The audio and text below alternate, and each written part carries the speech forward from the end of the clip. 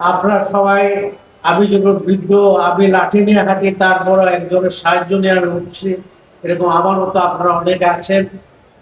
আমরা রহিম জাহাঙ্গীর বলে গেছে 80 আনা, আমি বলবো সেটা আর ধরেন 10,000 যোগ করেন, 20,000 যোগ করেন, 1 লাখ মুক্তিযোদ্ধা ছিল।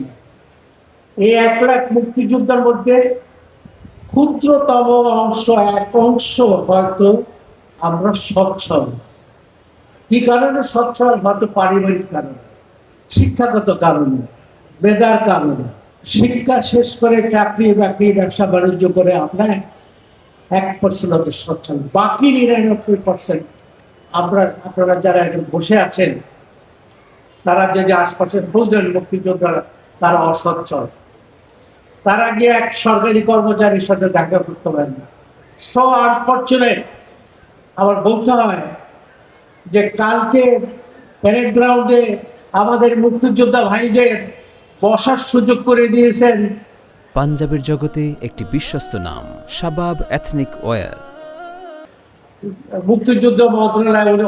ওনাকে আমি অভিযোগ করবো না আজম সাহেবকে, এই কারণে আমাদের বন্ধুকে, উনি জাস্ট হয়তো বসছেন, উনি হয়তো ঠিকমতো অর্গানোগ্রাম আর আদার থেকে জানেন না, কিন্তু মন্ত্রণালয়ের লোক যারা আছেন, সচিব আছেন, উপসচিব আছেন, সহকারী সচিব আছেন, তারা সব জানেন।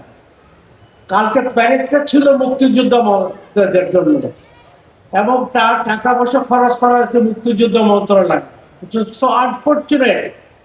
আপনার আবার মুক্তিযোদ্ধার হয়তো ভালো কাপড় চোপড় নাই, টাই স্যুট নাই, এই কারণে তাদের বসে দেওয়া হয়েছে বিরাট ওই কোনায়।